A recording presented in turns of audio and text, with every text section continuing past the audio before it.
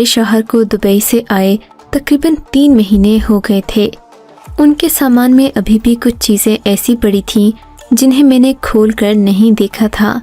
फिर इन्होंने खुद ही अपना सामान बाहर निकाल कर सेट करना शुरू कर दिया। मैंने कुछ चीज़ें अपनी नंदों वगैरह में तकसीम कर दी जो शादीशुदा थीं। बाकी उनके बच्चे वगैरह ले गए। मेरे लिए ज़्यादा कुछ नहीं बचा था। एक दिन मैं बैठी यही सोच रही थी कि माजिद दुबई से आए तो सभी के लिए कुछ न कुछ लेकर आए, जबकि मेरे लिए इन्होंने सोने की एक अंगूठी तक नहीं लाई। इस बात पर मुझे बहुत दुख था। मेरे दिल को यही गम खाए जा रहा था।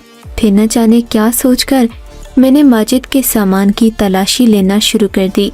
मुझे उनकी दवाइयों वाले डब्बे से सुर्ख और लाल रंग का एक पैकेट मिला। इस डब्बे के ऊपर एक लड़की की तस्वीर बनी हुई थी। तस्वीर कुछ ऐसी थी कि इससे साफ जाहिर होता था कि इस डब्बे में जो दवा है वो मर्दों के इस्तेमाल की नहीं है बल्कि ख़वातीन के लिए मखसूस है। मुझे कुछ शक सा हुआ। फिर मैंने सोचा कि शायद अम्मा जी के लिए लाई हो। मैंने अम्मा जी को वो डब्बा दिखाया तो कहने लगी, बेटी मैं इस बुढ़ापे में ऐसी दवा खाकर क्या करूँगी।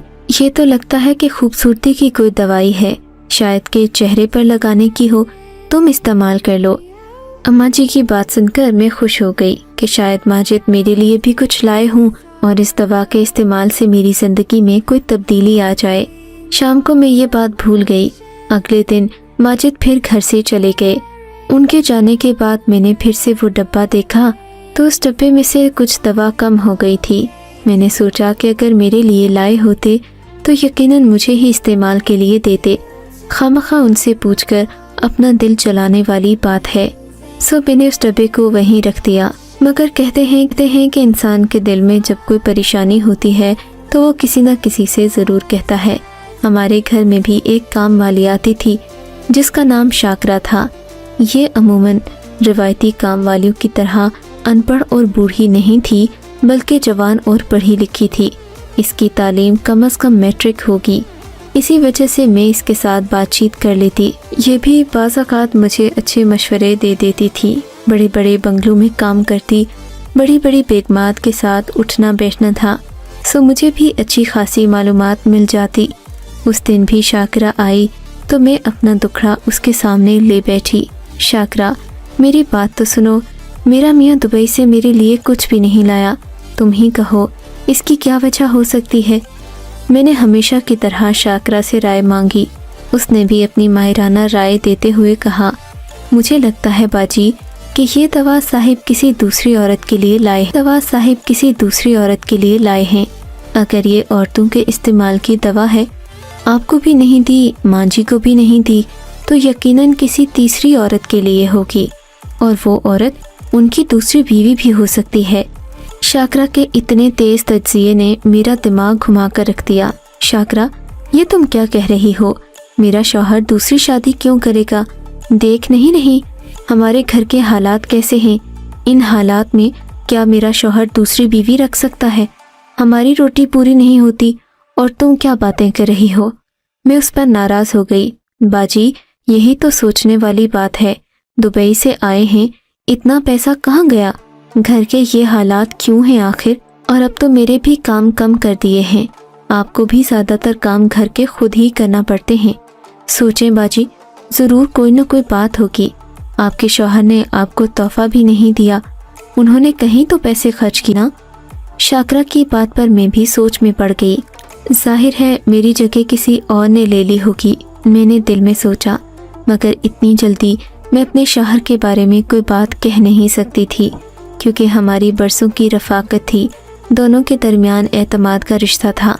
यूं एकदम राय कायम करना कुछ अजीब सा लग रहा था। तब मैंने शाकरा से कहा कि खुद से बातें करने की बजाय अच्छा है कि तुम किसी औरत को ये दवा दिखा दो और फिर उससे मशवरा ले लो कि ये किस लिए इस्तेमाल की जाती है। शाकरा को मैं दवा देकर ज़्यादा दूर भेज नहीं सकती थी, क्योंकि इस दौरान अगर माजिद घर आ जाते तो वो मुझ पर ही खफा होते। हमारे पड़ोस में एक नर्स रहती थी। मैंने शाकरा को वो दवा देकर उस नर्स के पास भेजा, कहा कि मुझे इसके बारे में कुछ मालूमात करके दो। शाकरा फ़ौरन चली गई। 1 घंटे बाद वापस आई तो तो उसका चेहरा भुजा हुआ था। क्या हुआ शाकरा, सब खैर तो है ना? मैंने डरते डरते पूछा। हाँ बाजी, खैर तो है, लेकिन उस नर्स ने जो बताया वो सुनकर मैं परेशान हो गई। शाकरा ने मजलूम शक्ल बनाकर कहा। क्या कहा है नर्स ने? अब मुझे भी बेचैनी हो रही थी। वो जी, इन्होंने कहा है कि ये दवा तो बाहर की औरतें इस्तेमाल करती हैं। इसे इस्तेमाल करने से चेहरे और मुंह से खुशबू आती है और वो बड़ी दिलफरेब खुशबू होती है। इसे कोई भी औरत इस्तेमाल करे तो वो अपने शौहर की महबूब हो जाती है। शाकरा की बात सुनकर मेरा रहा सहा हौसला भी जाता रहा, मगर इस बात पर सोचना फ़िलहाल फजूल था। हमारे घर के माली हालात ऐसे नहीं थे कि मैं अपने शौहर से लड़ाई झगड़ा करके इन बातों को अपने सर पर सवार करती। सो मैंने इस बात को अपने दिल में दबा लिया, मगर शक एक बार इंसान के दिमाग में दाखिल हो जाए तो फिर उसे निकालना मुश्किल होता है।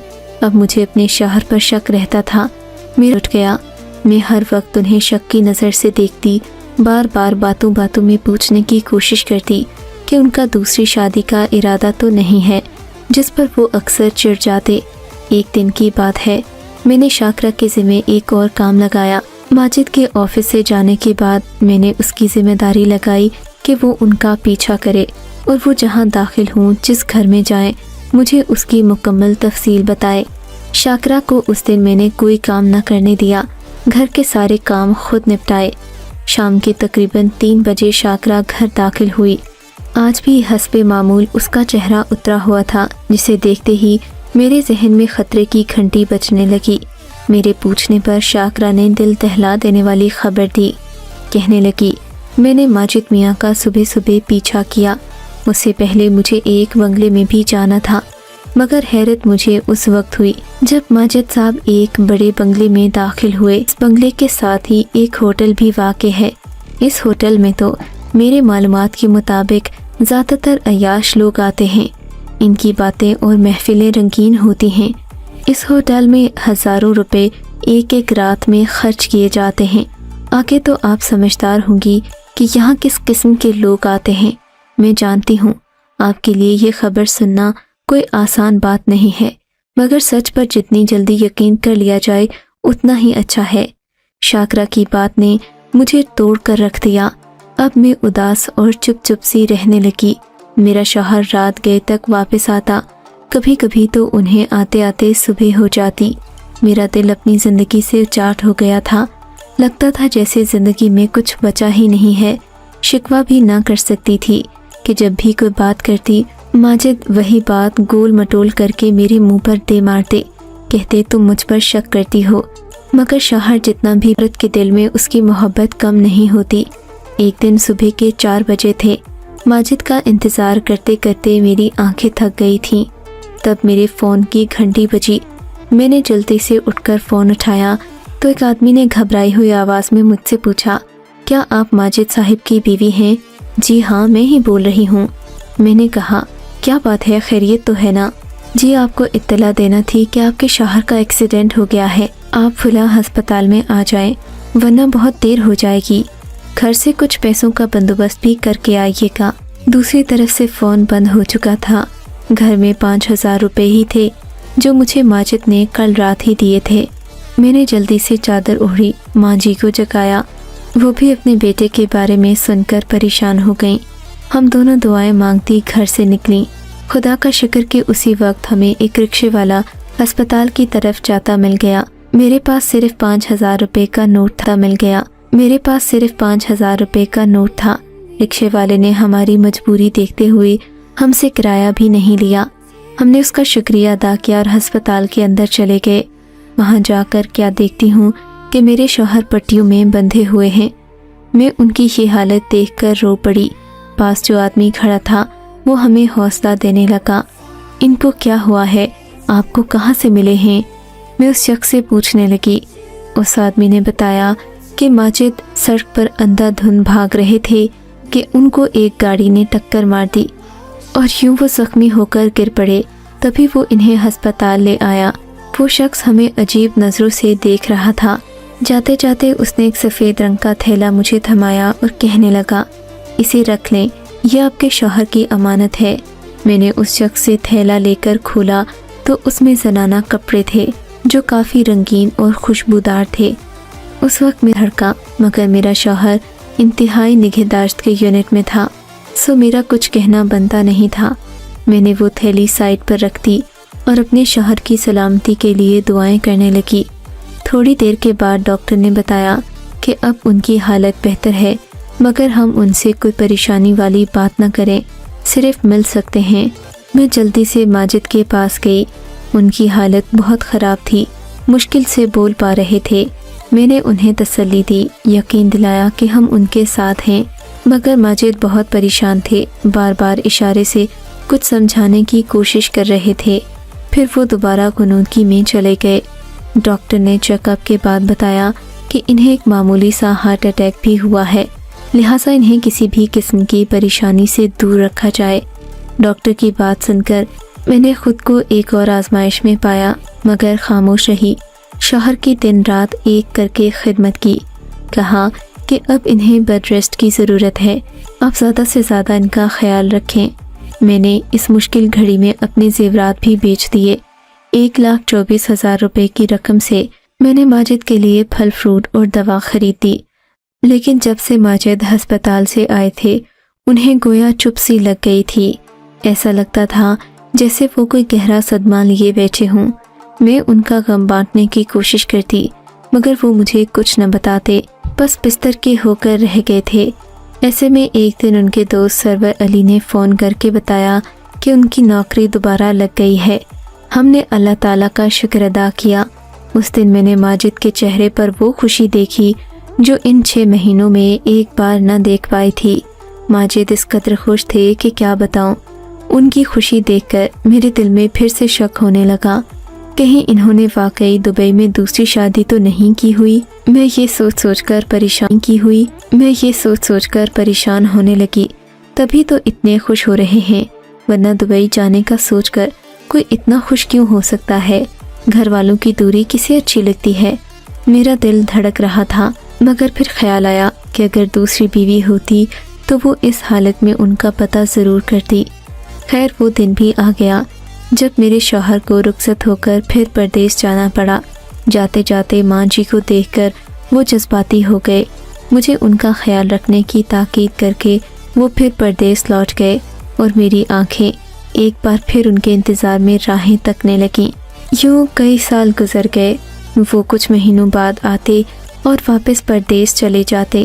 میں ان کی راہیں دیکھتی رہ جاتی۔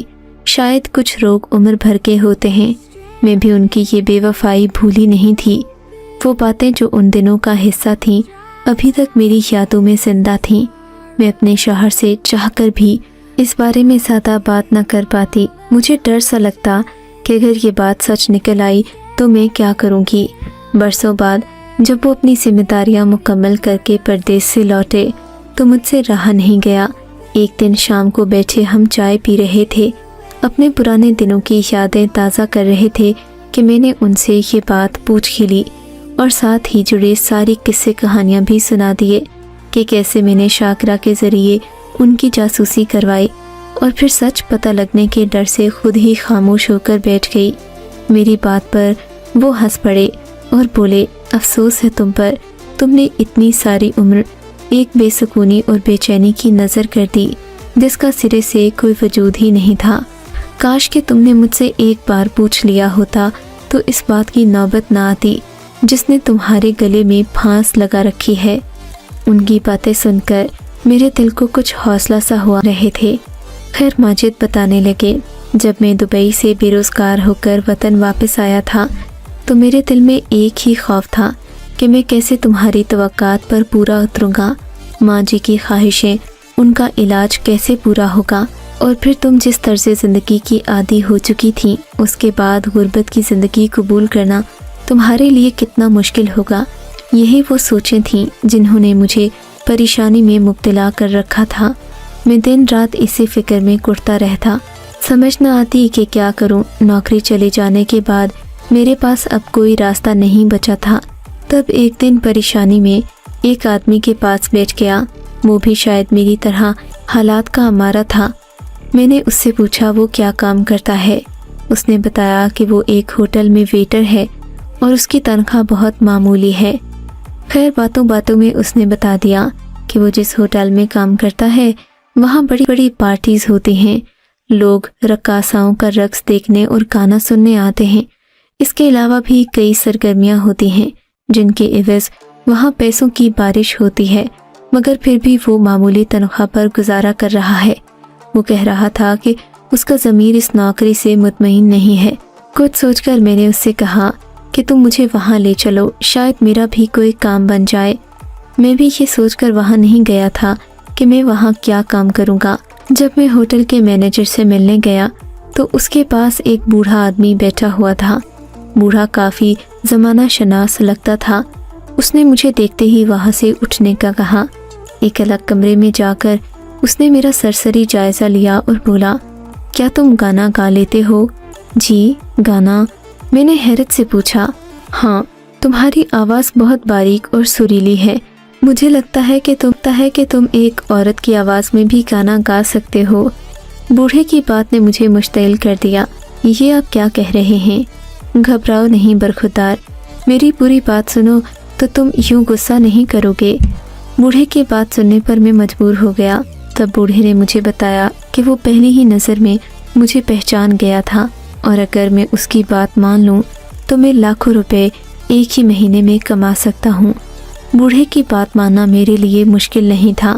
اس نے مجھے حلیہ بدلنے اور امیر زادوں کے سامنے گانا پیش کرنے کا کہا، مگر یہ سب میرے بس کی بات نہیں تھی۔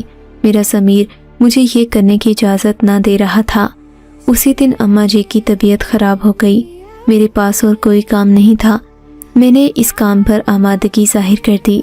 گانا گانے میں تو میں بچپن سے مہارت رکھتا تھا۔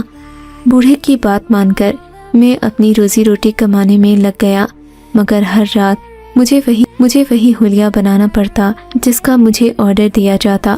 تم تو جانتی ہو، ہمیشہ سے اپنا خیال رکھتا آیا تھا۔ میری رنگت صاف تھی اور ہاتھ بھی نازک دکھتے تھے۔ بس اسی بات نے جلد ہی مجھے اس ہوٹل میں مشہور کر دیا۔ اب لوگ خاص طور پر میرا گانا سننے آتے اور مجھ پر پیسوں کی برسات کرتے، مگر میں اس سب سے خوش نہیں تھا۔ اس سب کے دوران میں اپنے دوست سے دبئی جانے کے بارے میں بھی بات چیت کر رہا تھا، اور اس نے میرا آدھا کام کر دیا تھا جس کے لیے مجھے مزید روپوں کی ضرورت تھی۔ اب تو یہ نوکری میرے لیے اور بھی ضروری ہو گئی۔ میں زیادہ دیر ریاض کرنے لگا، آواز کو خوبصورت بنانے کے لیے۔ اسی بوڑھے اشرف نے مجھے ایک دوا دی جس کے استعمال سے میری آواز اور خوبصورت ہو گئی۔ اب میرے گانے کے چرچے دور دور تک پھیل گئے تھے۔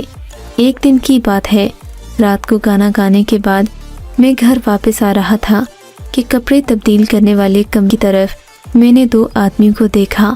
یہ شاید میرا انتظار کر رہے تھے۔ ان کو پتہ تھا کہ میں یہیں جا کر اپنے کپڑے تبدیل کرتا ہوں، یا انہوں نے مجھے کہیں آتے جاتے دیکھا ہوگا۔ میں ان لوگوں کے تیور سمجھ گیا تھا، مگر میں وہاں پر اپنی مردانگی کا مظاہرہ نہیں کر سکتا تھا، سو میں وہاں سے جلدی سے کھسک گیا۔ سوچ لیا کہ گھر میں یا راستے میں کہیں بھی کپڑے تبدیل کر لوں گا، مگر ان لوگوں نے میرا پیچھا کرنا شروع کر دیا۔ عورتوں والے کپڑوں میں چلنا مجھ سے مشکل ہو رہا تھا۔ پہلے تو میں ہوٹل میں ایک ہی جگہ کھڑا ہو کر گانا گاتا تھا، مگر آج اس لمبے چوڑے لباس میں بھاگنا میرے لیے بہت مشکل تھا۔ اور ستم تو یہ کہ ان دونوں میں ایک شخص میرا جاننے والا تھا، وہ میری اس حقیقت سے واقف نہیں تھا۔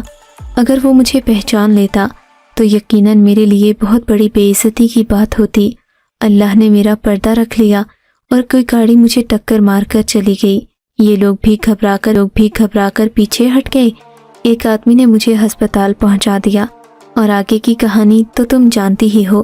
اس دن جب مجھے چوٹیں آئیں، میں نے اللہ کے حضور دعا کی تھی کہ وہ مجھے اس ذلت والے پیشے سے نجات دے اور میرے لیے باعزت روزی کا بندوبست کر دے۔ اور پھر دیکھو، میری دعا قبول ہو گئی۔ ماجد نے میری طرف دیکھا تو میری آنکھوں میں آنسو بھی تھے، شرمندگی بھی، ندامت بھی اور پچھتاوا بھی۔ کاش میں اپنی زندگی کے اتنے قیمتی سال اسے غلط فہمی کی نظر نہ کرتی تو زندگی کتنی خوشگوار ہو۔